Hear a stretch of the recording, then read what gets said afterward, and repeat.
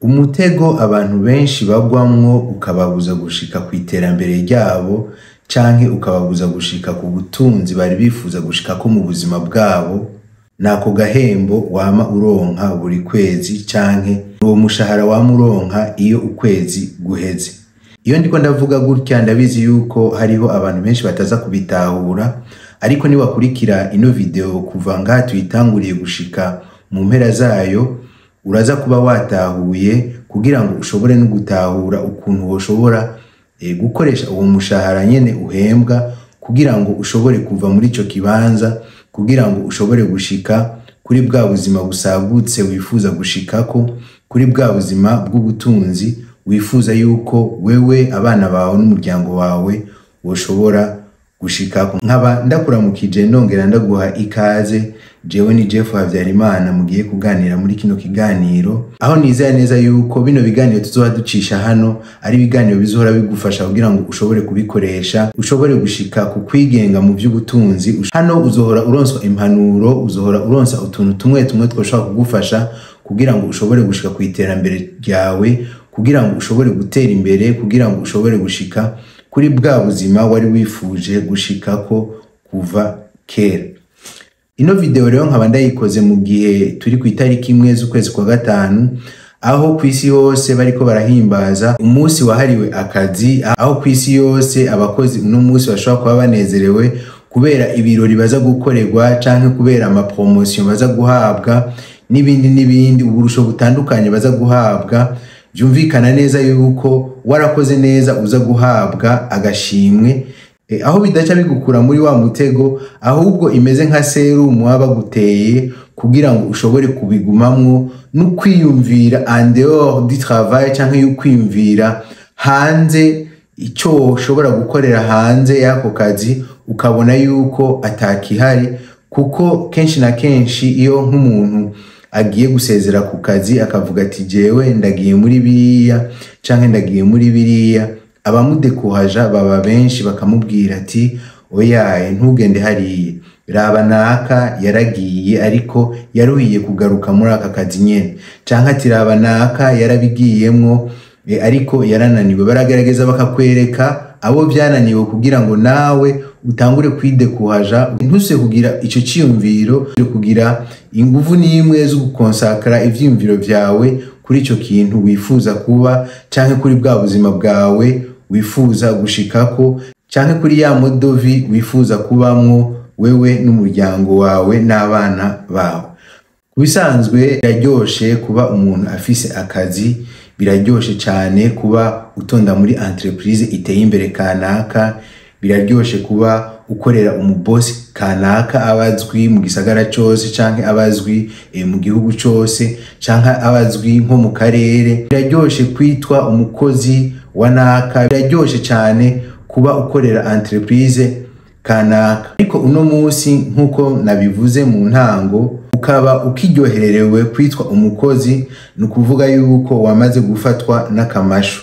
Waramaze gufatwa n'akamashu, nukuvuga yuko ivyo bintu bifise ingaruka mbi kuri wewe, bikaba bifise mbere n'ingaruka mbi ku muryango wawe n'abana uzosiga, kuko murazi neza yuko abana tuba turiko turavyara bashobora gusigara mu nyuma twebwe abavyeyi twagiye. Uyu munsi ndiko ndavuga yuko umushahara ari umutego ukomeye cyane umuntu ashobora kugwamwo, hanyuma uwo mutego ntashobore kuvamwo mu buzima. Nuko nanje nabiciyemwo, nuko nanje naciye muri iyo nzira kugira ngo umuntu ashobore gushika ku kwigenga, cyangwa kugira ngo umuntu ashobore kubaho ubuzima aba yifuza. Ukiri muri iyo system, ukiri muri rat race canke ugihembwa umushahara, biba bigoye cyane kugira ngo wiyumvire canke wamvisaje uvuga ati aka kazi ndakwiye kugaheba, canke aka kazi ndakwiye kugakoresha nka capital izoshobora kunshikana kuvyo mba nifuza jewe mu buzima, canke kugira ngo ishobore kunshikana kuri ya modovi nifuza kubaho jewe n'umuryango wanje. Rero aha anye nsubiye inyuma gatoyi, aha ibi vyose birava n'ivyo umuntu aba yarumvise canke ibintu umuntu aba yarigishijwe. Murabizi neza yuko igihe abavyeyi bacu baturungika ku ishure batubwira ngo ngo genda kwishure hanyuma wige neza uronke amanota meza, hanyuma ni waronka amanota meza uzoheza utsinde amashure uronke diplome, hanyuma uzoronka akazi keza, uronse akazi keza uzobaho ubuzima bwiza. Ariko kenshi iyo umuntu amaze kuronka iyo diplome mbere akaronka nako kazi agatangura kuronka wa mushahara, si kenshi ababayeho ubuzima bwiza, kuko umushahara baguhemba imisi yose wama ari muto cyane. Naragiye gutembera ahantu mu biro kanaka, hanyuma umudamu twariko turaganira arambwira ati rega twebwe duhembwa intica ntikize. Ndamubaza ati mbega uhembwa amafaranga angahe? Arambwira ngo mpembwa ibihumbi 300 hari mu bihumbi 2019. Arambwira ati jewe mpembwa ibihumbi 300. Ndamubwira ati ibihumbi 300 n'amafaranga menshi yoshobora kugufasha kugira ngo ushobore kuva muri uwo mutego urimwo, hanyuma ushobore kugenda kwikorera ivyawe, hanyuma ubeho bwa buzima bwuko ushobora kuba ufise umwanya wo kubana na babandi ukunda, wo kubana n'abana bawe, kubatoza indero wifuza, kubaha impanuro babifuza mu buzima. Kuko kenshi hari igihe ushobora gusanga twagiye muri aka kazi ugasanga bimwe bibera muhira twabaye basinda bibazwa, ugasanga abana kubera bagenda kurondera impanuro muri bagenzi babo batemberana mwibarabara canke muri bagenzi babo ama bahura igihe cyose, ugasanga batanguye kugira ingeso mbi cyangwa ugasanga batanguye kugira indero mbi. Oro natwe hariya iyo tuba turi ku kazi, iyo uba uri kurondera wa mushahara wawe, uba uri kurarondera babana bawe kugira ngo bashobore kwiga, biga amashure meza, baje muri vya bindi nyene batubwira, usange mbere baguye muri wa mutego nyene losalahiya, usange baguye muri wa mutego nyene wo gukorera abandi, wo gukorera babandi batize. Murazi neza yuko abantu usanga bafise ama entreprise kenshi, abatunzi bakomakomeye, uzorabe aho uri canke aho uherereye, benshi nta mwanya baronse wo kubandanya amashure maremare, usanga ari abantu bagize amashure makeyi hanyuma bagaca baja mu vyo kurondera amafaranga. Ariko nuko bo bashoboye gutahura ibanga hakiri kare, ariko ugasanga umuntu yaminuje akaronka mbere n'amadoktora, ugasanga ubuzima buramugoye. Or niwe yategerezwa kuba abizi gusumba wa wundi atize. Ni kubera ibi byose kwishure kubisanzwe nta vy'amafaranga batwigisha, nta vya finance personnelle batwigisha. Yakaba bavyigisha umuntu wese yategerezwa kuba bizi, yategerezwa kuba azi yuko iyo umuntu aronse akazi uburonse capital yoshobora kugufasha kugira ngo ushobore kuva muri slavery cyangwa ushobore kuva muri ubu buja. Kuba uhembwa umushahara kubisanzwe ni nko kuba muri slavery, kuba umu esclave w'amafaranga. Kenshi izi nguvu zacu twa dufise tuzeshanja contre l'argent, contre ajya amafaranga, contre ujya mushahara baduhemba. Iyo udakoze kenshi usanga bataguhemba. Mugabo hariho abantu usanga baba bafise amakontra maremare, iyo ashobora kuba anagwaye bashobora kuba bamuhemba, bashobora kuba babandanya bariko baramuhemba. Ariko nk'abantu bashobora kuba bakora mu masektere amwe ari privé par exemple, arashobora kuba adatonze, atagiye ngo yeshanje za nguvu ziwe afise na wa mushahara, ugasanga ntashobora kuronka agashahara kiwe. Rero kenshi turirukira kugenda kuba les salariés, ugasanga kuba le salarié ni nko kuba nk'umu esclave, ni nkaco kimwe. Reka ndakubwire gatoyi igituma ari co kimwe. Kuba uri munsi y'amategeko y'umuntu canke kuba uhembwa umushahara, ni kuvuga yuko hariho amategeko entreprise iba yarashinze atandukanye, amategeko yo gutonda, amategeko yo gutaha, n'ivyo utegerezwa gukora ushitse hajya ku kazi. Kubisanzwe urashobora kuba utonda nk'isaha 2 zo mu gitondo, hanyuma ukagenda muri pause saa 6, saa 8 ukaba ugarutse ugatangura akazi gushika saa 11 utaje. Rero kenshi usanga ico gihe saa 11 utashe utaronka n'umwanya wo kwiyumvira vya bintu vyiwawe, utaronka umwanya wo kwiyumvira ku buzima bwawe, utaronka n'umwanya wo kuganira n'ababana bawe usanze muhira, kuko kenshi usanga urushe, usanga ukeneye uruhuke gatoyi, hanyuma uvyuke ufungure, hanyuma uce usubira kuryama kugira ngo ejo uzosubire gukora ka kazi, kugira ngo ejo uzosubire gukora ka kazi baguhembera umushahara. Nubwo ushobora kuba ako kazi utagakunda, uravuga ati kubera mugabo aya mafaranga bampemba sinshobora kureka gutonda kugira ngo ubandanye uronka ka gashahara, kugira ngo ubandanye uronka ya mafaranga. Nukuvuga ubaye muri bulo dodo bulo dodo, urumva imisi yose nuko nyene vyama bigenda. Nukuvuga uva ku kazi utaha kuryama, uva ku kazi utaha kuryama, nta bindi bintu ushobora gukora. Rero igihe ushitse muhira kubera uba warushe, ushobora gusanga n'abana bashobora kuba bafise ibyo bateza kukubwira canke bafise ibyo bakuganiriza, ariko ukababwira yuko urushe, ukababwira yuko atamwanya ufise kuko ushaka kuruhuka nawe, kuko hariya iyo wamye uba warushe.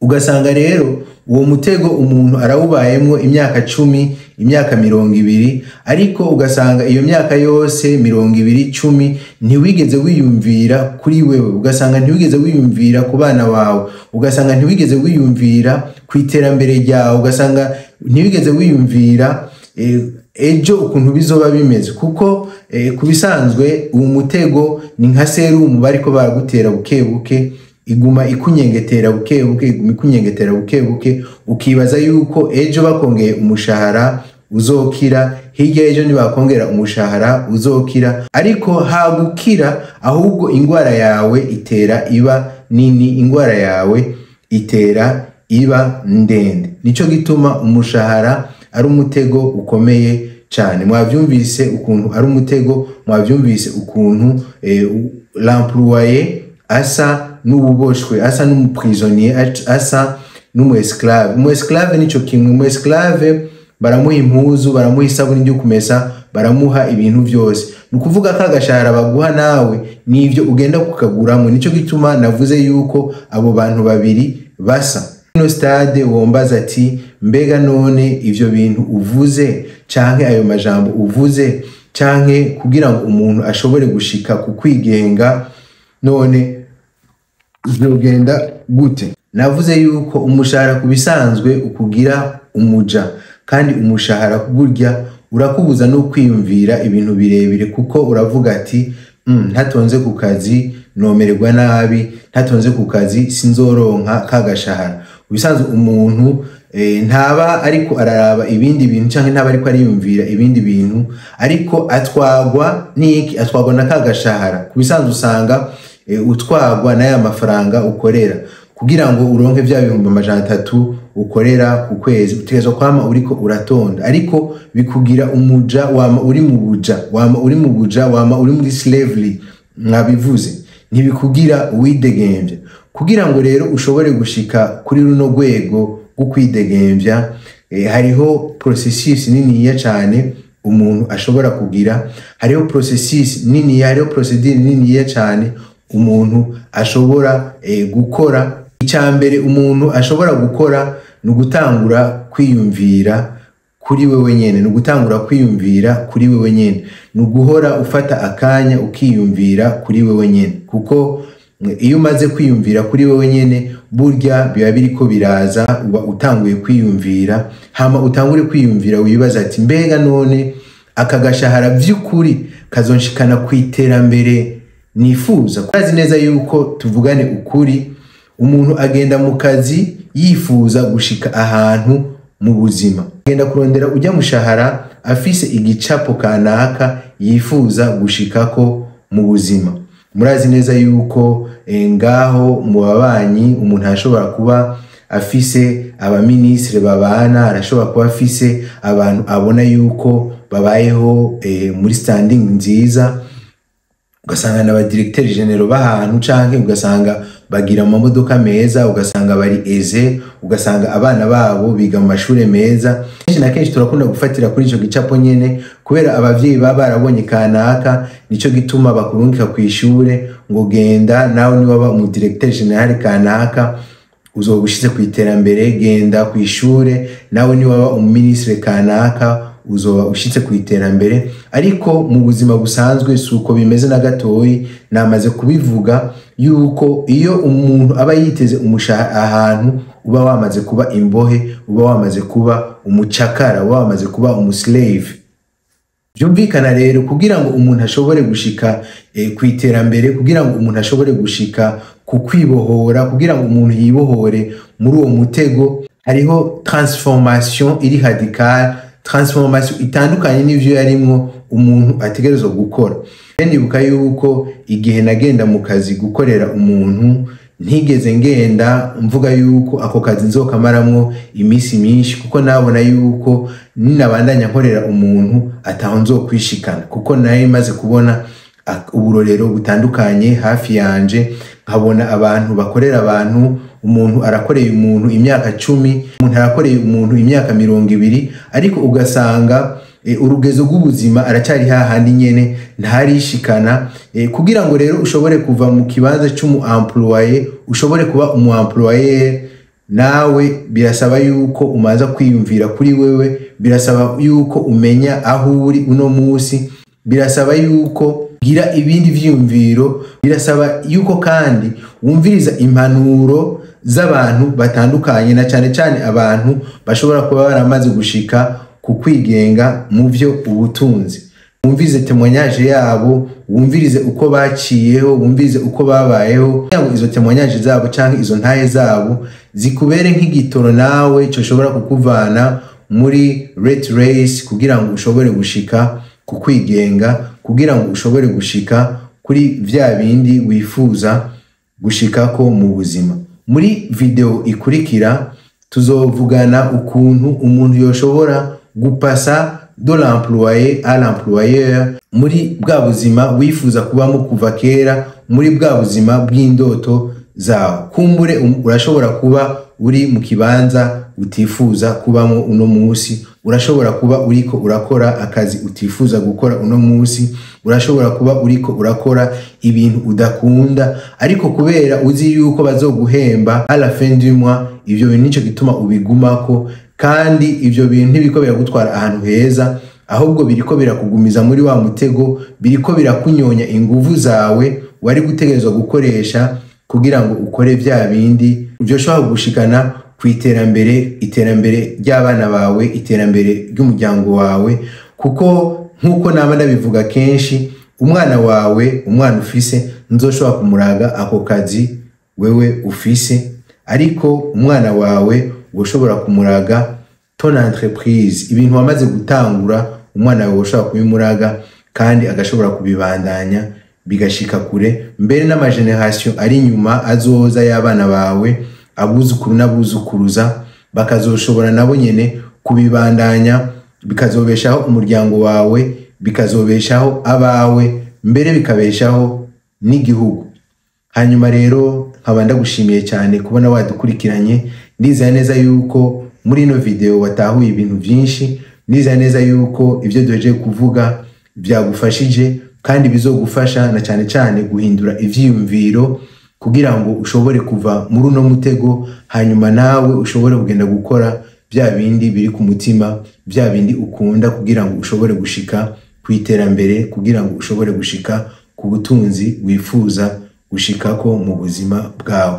Encore une fois ndakwifurije umunsi mukuru mpuzamakungu w'abakozi. Tuzosubira mu yindi video ni misi yose ku munsi wa gatatu. God bless you. Bye.